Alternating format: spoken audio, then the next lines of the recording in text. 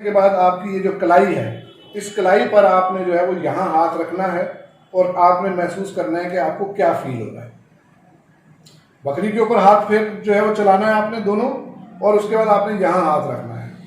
उसके बाद आप इस जगह पे हाथ में जो है वो ये उंगलियां चलाइए। ठीक, ये वो दो स्टेजेस हैं कि जहां पर आप बकरी को खरीद लें, कोई प्रॉब्लम नहीं है। अच्छा सर, एक जो सबसे बड़ी प्रॉब्लम आती है जब हम गोट फार्मिंग स्टार्ट कर लेते हैं, तो सबसे मुश्किल मरहला जहां आके हम फंस जाते हैं वो है जानवरों की खरीदारी। अच्छा, अब हम जानवरों की खरीदारी में जो सबसे अहम चीज हम देख रहे होते हैं ना, वो है उसकी कीमत। जबकि मेरे ख्याल से कीमत के साथ साथ कुछ और बहुत ज़रूरी चीज़ें हैं जो कि आपने देखनी है।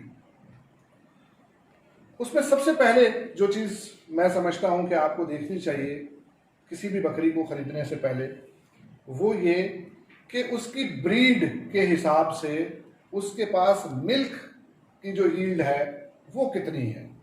अगर जो है वो आपकी बकरी के नीचे दूध नहीं है तो याद रखिए कि अगर वो बच्चे आपको सेहतमंद पैदा करके दे भी दे तो वो अपने बच्चों की ग़िज़ाइयत को पूरा नहीं कर पाएगी, और अगर वो ग़िज़ाइयत को पूरा नहीं कर पाएगी तो अल्टीमेटली आपको वो रिज़ल्ट्स नहीं मिल पाएंगे जो आपको चाहिए।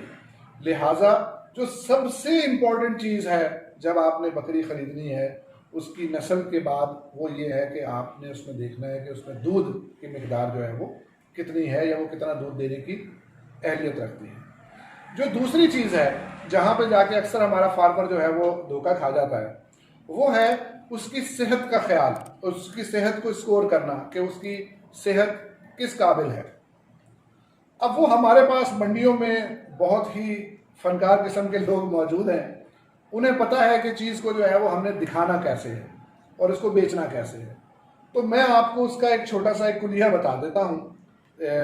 उसको हम फार्मिंग की लैंग्वेज में बॉडी स्कोर काउंट करना जो है वो कहते हैं। वो मैं आपको बता देता हूँ कि उसका जो है वो तरीक़ेकार क्या है। बकरी के ऊपर जो उसकी जो वो है कमर है, उसके ऊपर वो जो उसकी रीढ़ की हड्डी है, उस रीढ़ की हड्डी को आप दोनों हाथों से, जैसे चुटकी होती है ना वैसे पकड़ के, तो उसको जो है उसके ऊपर हाथ जो है वो अपना चलाइए, तो आपको उसके साथ जुड़ी हुई जो कुछ हड्डियां हैं उसमें आपको वो हड्डियां महसूस होंगी। ठीक है जी।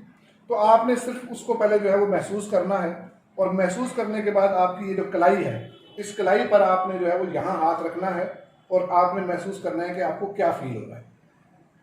बकरी के ऊपर हाथ फिर जो है वो चलाना है आपने दोनों, और उसके बाद आपने यहाँ हाथ रखना है। उसके बाद आप इस जगह पे आपने जो है वो ये उंगलियां चलाइए। ठीक है ना। अगर आपको ये वाली फीलिंग्स आ रही हैं बकरी के ऊपर हाथ फेरने के बाद, उसकी जो है कमर के ऊपर वो जिसको कहते हैं ना कि उंगलियां फेरने के बाद ये वाली फीलिंग आ रही है आपको, तो इसका मतलब ये है कि वो बकरी बहुत सेहतमंद है। अगर आपको ये वाली फीलिंग्स आ रही है जो इस वक्त यहाँ पर जो है वो आपको उंगलियां रख कर आ रही है, तो इसका मतलब है कि वो बकरी कम सेहतमंद है।